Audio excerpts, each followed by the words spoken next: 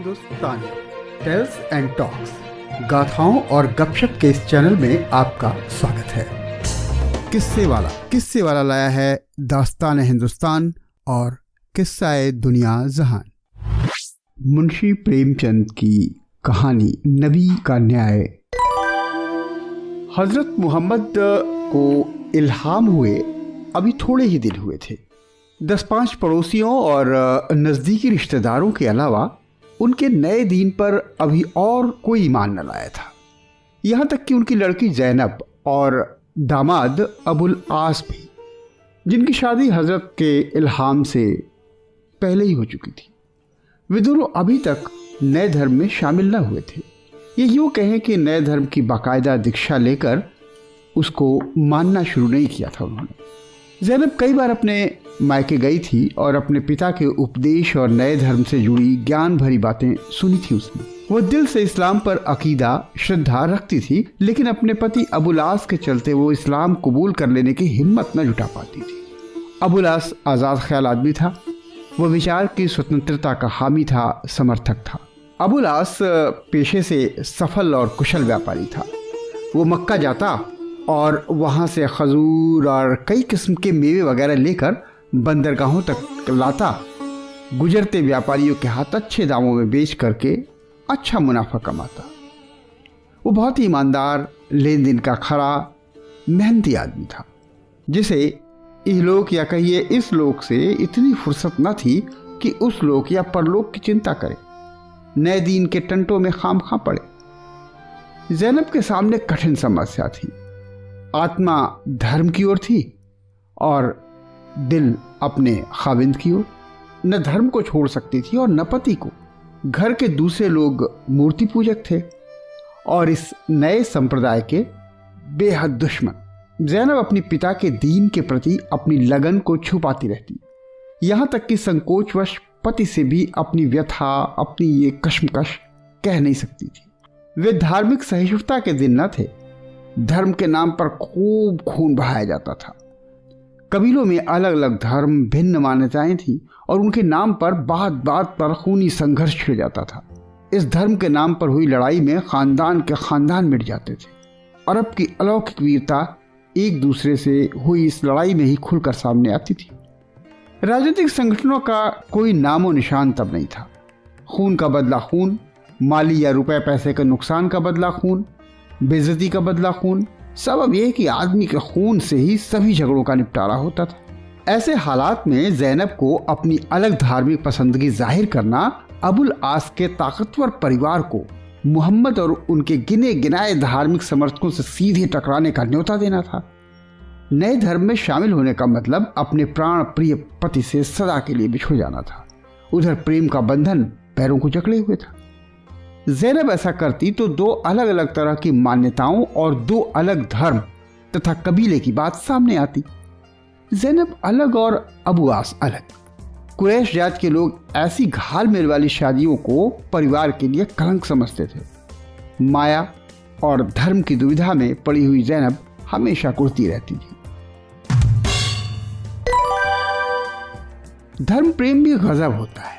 जब इसका वेग उठता है तब बड़े प्रचंड रूप से उठता है। दोपहर का समय था। धूप इतनी तेज थी कि उसकी ओर ताकते हुए आंखों से चिंगारियां निकलती थी। हजरत मोहम्मद अपने मकान में चिंता मग्न बैठे हुए थे। चारों ओर निराशा का अंधकार फैला हुआ था। खुदैजा भी पास बैठी हुई एक फटा कुर्ता सी रही थी। जो भी धन संपत्ति थी सब इस लगन की भेंट हो चुकी थी। गैर इस्लामियों का दुराग्रह दिनों दिन बढ़ता जाता था। इस्लाम को मानने वालों को तरह तरह की यातनाएं दी जा रही थी। खुद हजरत का घर से निकलना मुश्किल हो गया था। डर इस बात का था कि कहीं लोग उन पर ईंट पत्थर न फेंकने लगे। हर दिन ऐसी खबरें आती थी कि आज उनके दीन पर ईमान लाने वाले अमुक मुसलमान का घर लूट लिया गया, आज फला जगह लोगों ने हमला कर मुसलमानों को मारा, घायल किया। हजरत ये खबरें सुन सुनकर विकल हो जाते थे और बार बार खुदा से दुआ करते कि उनके समर्थकों को धैर्य और क्षमा करने की ताकत अता फरमाए। हजरत ने फरमाया, मुझे लोग अब यहाँ न रहने देंगे। मैं खुद सब कुछ झेल सकता हूँ, पर अपने दोस्तों समर्थकों की तकलीफ नहीं देखी जाती। खुदैजा ने कहा, हमारे चले जाने से इन बेचारों को तो और भी कोई शरण न रहेगी। अभी कम से कम आपके पास आकर रो तो लेते हैं। मुसीबत में रोने का सहारा कम नहीं होता। हजरत बोले, तो मैं अकेले थोड़े ही जाना चाहता हूं। मैं अपने सब दोस्तों को साथ लेकर जाने का इरादा रखता हूं। अभी हम लोग यहां बिखरे हुए हैं, कोई किसी की मदद को नहीं पहुंच सकता। हम बस एक जगह एक कुटुंब की तरह रहेंगे तो किसी को हमारे ऊपर हमला करने की हिम्मत ना होगी।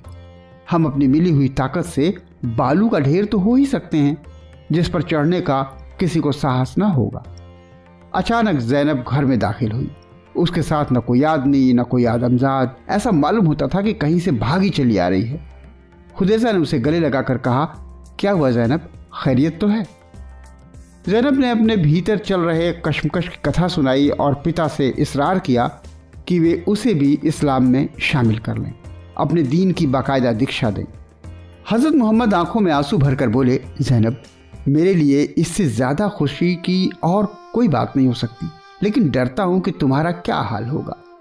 जैनब ने कहा, या हजरत, मैंने खुदा की राह में सब कुछ त्याग देने का फैसला किया है। दुनिया के लिए अपनी आखबत को नहीं खोना चाहती मैं। हजरत बोले, जैनब, खुदा की राह में कांटे हैं। जैनब ने जवाब दिया, सच्ची लगन को कांटों की परवाह नहीं होती। हजरत ने फरमाया, ससुराल से नाता टूट जाएगा। इस पर वो बोली कि ठीक है, पर खुदा से तो नाता जुड़ जाएगा। हजरत कुछ देर सोचकर बोले, और अबुलास? जैनब की आंखों में आंसू डबडबाए। कातर स्वर से बोली, अब्बाजान, इस बेड़ी ने इतने दिनों मुझे बांध कर रखा था, नहीं तो मैं कब की आपकी शरण में आ चुकी होती। मैं जानती हूं उनसे जुदा होकर जीती न रह पाऊंगी, और शायद उनको भी मेरा बिछोड़ना सहन नहीं होगा। पर मुझे विश्वास है एक दिन जरूर आएगा जब वे खुदा पर ईमान लाएंगे और मुझे फिर उनकी सेवा का मौका मिलेगा। हजरत ने शांत भाव में कहा, बेटी, अबुलास ईमानदार है, दयाशील है, सच बोलने वाला है, लेकिन उसका अहंकार शायद अंत तक उसे खुदा से अलग रखे हुए है। वो तकदीर को नहीं मानता, आत्मा को नहीं मानता, स्वर्ग और नरक को भी नहीं मानता। कहता है, कायनात को, दुनिया को चलाने के लिए खुदा की जरूरत ही क्या है? हम उससे क्यों डरें? विवेक और बुद्धि की हिदायत हमारे लिए काफ़ी है। ऐसा आदमी खुदा पर ईमान नहीं ला सकता।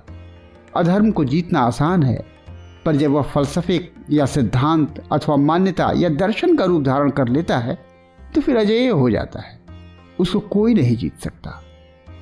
जैनब ने तो जैसे पक्का फैसला कर लिया हो। उसने कुछ दृढ़ता के साथ कहा, हजरत, आत्म का उपकार जैसे हो मुझे वह चाहिए, जिससे खुद का भला हो मैं वह करूंगी। मैं किसी इंसान को अपने और खुदा के बीच न रहने दूंगी। खुद और खुदा के दरमियान अब कोई दूरी न रहेगी। हजरत बोले, खुदा तुम पर दया करे बेटी, तेरी बातों ने दिल खुश कर दिया। ये कहकर उन्होंने जैनब को प्रेम से गले लगा लिया। दूसरे दिन जैनब को जामा मस्जिद में ले जाकर विधि विधान से कलमा पढ़ाया गया। हजरत के मुखालफीन ने जब ये खबर पाई तो वे जल उठे। गजब खुदा का, इस्लाम ने तो बड़े बड़े घरों पर हाथ साफ करने शुरू कर दिए। अगर यही हाल रहा तो धीरे धीरे उसकी ताकत इतनी बढ़ जाएगी कि उसका सामना करना मुश्किल हो जाएगा। लोग अबुलास के घर पर जमा हुए।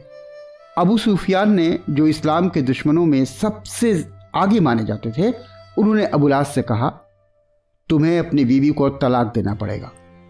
अबुल बोला, हरगिज नहीं। अबू सुफियान ने हैरत से पूछा, तो क्या तुम भी मुसलमान हो जाओगे?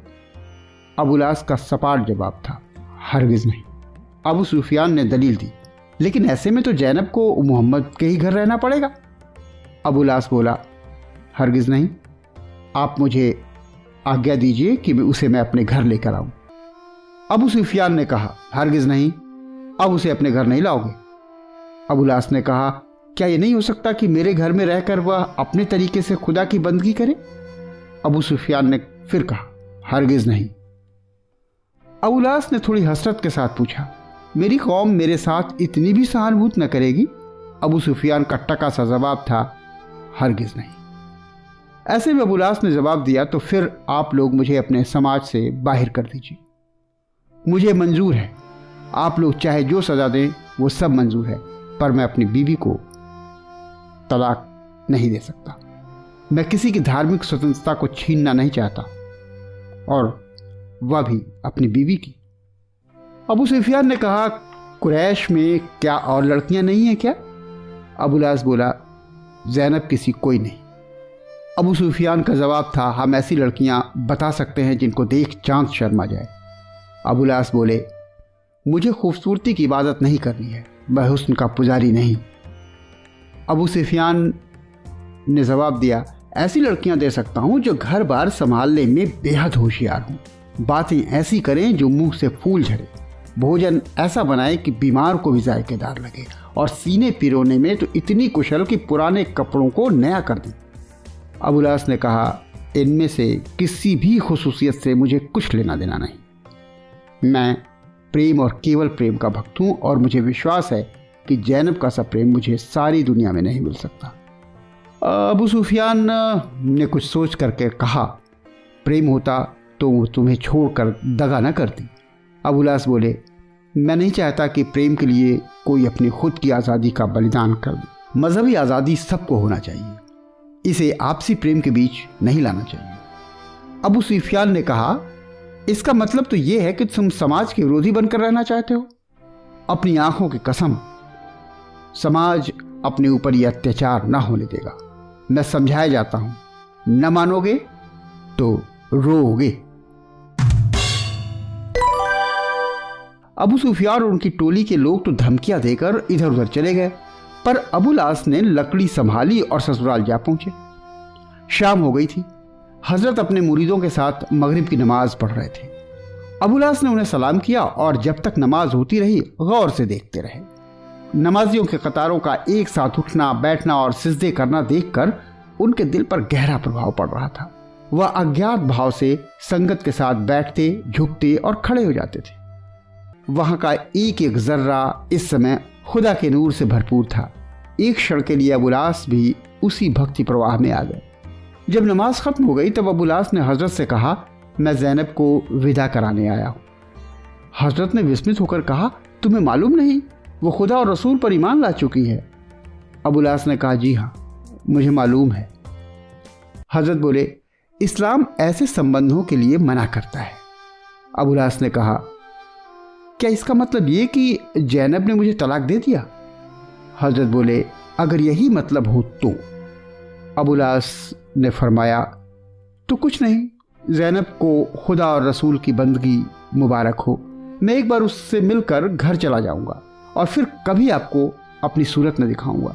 लेकिन उस दशा में अगर कुरैश जाति आपसे लड़ने के लिए तैयार हो जाए तो इसका इल्ज़ाम मुझ पर न होगा। हाँ, अगर ज़ैनब मेरे साथ आएगी तो कुरैश की नाराज़गी का शिकार मैं होऊंगा। आप और आपके मुरीदों पर कोई आफत ना आएगी। हजरत ने कहा, तुम दबाव में आकर ज़ैनब को खुदा की तरफ से फेरने की कोशिश तो ना करोगे? अबुल आस ने जवाब दिया, मैं किसी के धर्म में बाधा डालना लज्जाजनक समझता हूँ। हजरत बोले, लेकिन बाकी लोग तो तुम्हें ज़ैनब को तलाक देने पर मजबूर तो ना करेंगे? अबुल आस ने कहा, मैं ज़ैनब को तलाक देने के पहले अपनी ज़िंदगी को तलाक दे दूंगा। आखिर हजरत को अबुल आस की बातों से इत्मीनान हो गया। इसके बाद आस को हरम में ज़ैनब से मिलने का मौका मिला। आस ने पूछा, ज़ैनब, मैं तुम्हें साथ ले चलने आया हूँ। धर्म के बदलने से कहीं तुम्हारा मन तो नहीं बदल गया, दिल तो नहीं फिर गया? ज़ैनब रोती हुई पति के पैरों पर गिर पड़ी और बोली, स्वामी, धर्म बार बार मिलता है, दिल केवल एक बार। मैं आपकी हूँ, चाहे यहाँ रहूँ चाहे वहाँ, लेकिन वह समाज मुझे आपकी सेवा में रहने नहीं देगा।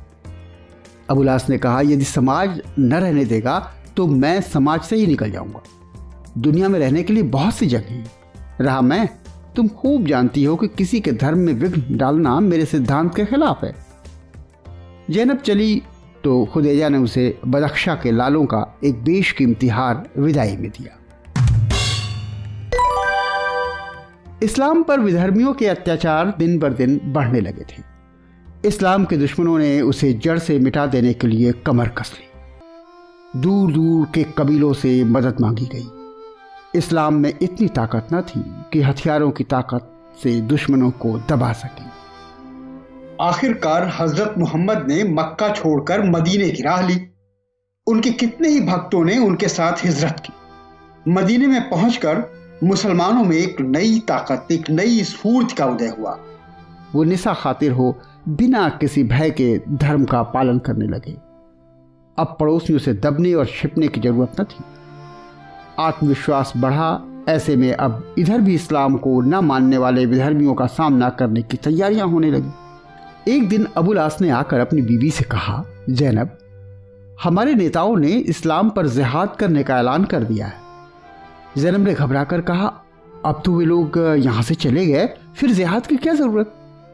इस पर अबुल आस ने कहा, मक्का से चले गए, अरब से तो नहीं गए। उनकी ज्यादतियां बढ़ती जा रही हैं। जिहाद के सिवा कोई और उपाय नहीं। मेरा उस जिहाद में शरीक होना बहुत जरूरी है। जैनब बोली, अगर तुम्हारा दिल तुम्हें मजबूर कर रहा है तो शौक से जाओ, लेकिन मुझे भी साथ लेते चलो। अचरज के साथ अबुल आस ने पूछा, अपने साथ? जैनब ने कहा, हाँ, मैं वहां घायल मुसलमानों की सेवा करूंगी। अबुल आस ने कहा, खैर, तुम्हारी मर्जी, शौक से चलो। घोर संग्राम हुआ। दोनों दलों ने खूब दिल के अरमान निकाले। भाई भाई से, दोस्त दोस्त से, बाप बेटे से लड़ा। सिद्ध हो गया कि धर्म का बंधन खून के रिश्ते से मजबूत है, काफी मजबूत है। दोनों दल वाले बहादुर थे। अंतर यह था कि मुसलमानों को अपने नए नए धर्म के प्रति नई चाहत जोर मार रही थी। उनको मौत के बाद जन्नत की उम्मीद थी। दिलों में आत्मविश्वास था, जो नए जन्मे संप्रदायों का लक्षण होता है। विधर्मियों में बलिदान का यह भाव गायब था। कई दिनों तक लड़ाई होती रही। मुसलमानों की संख्या बहुत कम थी, पर अंत में उनके धर्मोत्साह ने मैदान मार लिया। विधर्मियों की अधिकांश लोग इस लड़ाई में खेत रहे, काम आए। कुछ घायल हुए और कुछ कैद कर लिए गए। अबुल आस भी इन्हीं कैदियों में से था। जैनब को यूं ही मालूम हुआ, उसने हजरत मोहम्मद की सेवा में अबुल आस का फदिया यानी मुक्त धन, या कह सकते हैं कि फिरौती भेजी। ये वही बहुमूल्य हार था जो खुदैजा ने उसे दिया था। वो अपने पिता को उस धर्म संकट में नहीं डालना चाहती थी जो मुक्त धन के न आने पर उन पर पड़ता। हजरत ने हार देखा तो खुदैजा की याद ताजा हो गई। मधुर यादों से चित्त चंचल हो उठा। मगर खुदैजा जीवित होती तो उसकी सिफारिश का असर उन पर इससे ज्यादा ना होता जितना इस हार से हुआ। मानो खुद खुदैजा इस हार के रूप में सामने उनके आ गई हो। अबुल आस के प्रति हृदय कोमल हो गया। अगर उसे सजा दे दी गई और ये हार ले लिया गया तो खुदैजा की आत्मा को कितना दुख होगा। उन्होंने कैदियों के बारे में फैसला करने के लिए एक पंचायत नियुक्त कर दी। हालांकि पंचों में सभी हजरत के इष्ट मित्र ही तो थे, पर इस्लाम की शिक्षा उनके दिलों में पुरानी आदतें, पुरानी चेष्टाएं न मिटा सकी थी। उनमें अधिकांश ऐसे थे जिनको अबुल आस से पारिवारिक द्वेष था, जो उनसे किसी पुराने खून का बदला लेना चाहते थे। इस्लाम ने उनमें क्षमा और अहिंसा के भावों को अंकुरित न किया हो, पर संप्रदायवाद को उनके रोम रोम में दाखिल कर दिया था। वे धर्म के विषय में किसी के साथ रू रियायत न कर सकते थे, चाहे वो हजरत का निकट संबंधी ही क्यों न हो। अबुल आस सिर झुकाए पंचों के सामने खड़े थे और कैदी पेश होते थे। उनको मुक्ति धन का मुलाहिजा होता था और वे छोड़ दिए जाते थे। अबुल आस को कोई पूछता ही न था। हालांकि वो हार एक तश्तरी में पंचों के सामने रखा हुआ था। हजरत के मन में बार बार इच्छा होती थी कि सहाबियों से कहें कि यह हार कितना बहुमूल्य है, कितना बेशकीमती है, पर धर्म का बंधन जिसे उन्होंने खुद प्रतिष्ठित किया था, मुंह से एक शब्द भी निकलने नहीं देता था। यहां तक कि सारे बंदीजन मुक्त हो गए। अबुल आस अकेला सिर झुकाए खड़ा रहा। हजरत मोहम्मद के दामाद के साथ इतना लिहाज भी न किया गया कि बैठने की ही इजाजत दे दी जाती। अचानक ही जैद ने अबुल आस की ओर कटाक्ष करके कहा, देखा खुदा इस्लाम की कितनी हिमायत करता है। तुम्हारे पास हमारी 5 गुनी सेना थी, पर खुदा ने तुम्हारा मुंह काला किया। देखा, या अब भी आंखें नहीं खुली। अबुल आस ने विरक्त भाव से उत्तर दिया, जब आप लोग ये जानते हैं कि खुदा सबका मालिक है, तब वो अपने एक बंदे को दूसरे की गर्दन काटने में मदद न देगा। मुसलमानों ने इसलिए फतह हासिल की क्योंकि गलत या सही, उन्हें अटल विश्वास था कि मृत्यु के बाद वो जन्नत में जाएंगे। खुदा को आप नाहक बदनाम कर दें। जैद बोला, तुम्हारा फदिया काफ़ी नहीं है, अबुलास ने जवाब दिया, मैं इस हार को अपनी जान से ज्यादा कीमती समझता हूं। मेरे घर में इससे कीमती और कोई चीज नहीं। जैद ने कहा, तुम्हारे घर में ज़ैनब भी तो है जिस पर ऐसे सैकड़ों हार कुर्बान किए जा सकते हैं। अबुलास ने कहा, तो आपकी मंशा है कि मेरी बीबी, मेरा फदिया, मेरा मुक्तधन हो। इस वक्त यही बेहतर है कि मैं कत्ल कर दिया जाता। अच्छा, अगर मैं ये फदिया ना दूं तो, ये फिरौती देने से मना कर दूं तो? जैद ने कहा, तो तुम्हें उम्र भर यहां गुलामों की तरह रहना पड़ेगा। तुम हमारे रसूल के दामाद हो, इस रिश्ते से हम तुम्हारा लिहाज तो खैर करेंगे, पर तुम गुलाम ही समझे जाओ। हजरत मोहम्मद पास ही बैठे हुए थे, वे सब बातें सुन रहे थे। वे जानते थे ज़ैनब और आस एक दूसरे पर जान देते हैं, उनका वियोग दोनों ही के लिए घातक होगा, दोनों घुल घुल कर मर जाएंगे। सहाबियों को एक बार पंच चुनने के बाद उनके फैसले में दखल देना नीति विरुद्ध था। इससे इस्लाम की मर्यादा भंग होती थी। भारी आत्मवेदना हुई, दिल इतना दुखा कि वहां बैठे न रह सके, उठकर अंदर चले गए। उन्हें मालूम हो रहा था कि जैसे ज़ैनब की गर्दन पर तलवार फेरी जा रही हो। ज़ैनब की दीनहीन करुणापूर्ण मूर्ति आंखों के सामने खड़ी मालूम होती थी, पर मर्यादा निर्दय निष्ठुर थी, उसका बलिदान मांग रही थी। अबुलास के सामने भी विकट और विषम समस्या थी। इधर गुलामी का अपमान था, उधर वियोग की दारुण वेदना थी, बिछुड़ने का न सहा जाने वाला गम था। अंत में उसने फैसला किया, मैं वेदना तो सह लूंगा, अपमान नहीं सहूंगा, प्रेम को गौरव पर समर्पित कर दूंगा। अबुलास पंचों से बोले, मुझे आपका फैसला मंजूर है, ज़ैनब मेरा फदिया होगी। फैसला किया गया कि जैद अबुलास के साथ जाएं और आबादी से बाहर ठहरे। आस घर जाकर तुरंत ज़ैनब को वहां भेज दे। आस पर इतना विश्वास था कि वे अपना वचन जरूर पूरा करेंगे। आस घर पहुंचे तो ज़ैनब उनसे गले मिलने दौड़ी। आस हट गए और कातर स्वर में बोले, नहीं ज़ैनब, मैं तुमसे गले न मिलूंगा, मैं तुम्हें अपने फदिये के रूप में उन्हें दे आया हूं। अब मेरा तुमसे कोई संबंध नहीं है, ये तुम्हारा हार है, ले लो और फौरन यहां से चलने की तैयारी करो। जैद तुम्हें लेने को आए। ज़ैनब पर वज्र सा गिर पड़ा, पैर बंध गए, वहीं चित्र की भांति खड़ी रह गई। उस वज्रपात ने जैसे खून को जला दिया हो, आंसुओं को सुखा दिया। जब चेतना ही न रही, जब होश ही न रहा, तो रोती और बिलखती क्या। एक क्षण के बाद उसने माथा ठोका, निर्दय तकदीर के सामने सिर झुका दिया, चलने को तैयार हो गई। घोर निराशा का आलम इतना दुखदाई नहीं होता जितना हम समझते हैं। उसमें एक रसहीन शांति होती है। जहां सुख की आशा नहीं, वहां दुख का कष्ट कहां होता है। मदीने में रसूल की बेटी की जितनी इज्जत होनी चाहिए उतनी होती थी। वो पिता के घर की मालकिन थी, धन था, मान था, गौरव था, धर्म था, पर प्रेम न था। आंख में सब कुछ था, केवल पुतली न थी। पति के वियोग में रोया करती थी, जिंदा थी मगर जैसे कब्र में जिंदा लाश। 3 साल 3 युगों के भांति बीते। घंटे, दिन और वर्ष साधारण व्यवहारों के लिए। प्रेम के यहाँ समय का माप कुछ और ही होता है। इधर अबुलास दुगने उत्साह के साथ पैसा बनाने और धन कमाने में जुट गया। महीनों घर ना आता, हंसना बोलना सब भूल गया। धन ही उसके जीवन का एकमात्र आधार था। उसके प्यार को खो देने वाले दिल को एक ऐसी चीज की चाहत थी जिसके पीछे वह ये दर्द भुला दे।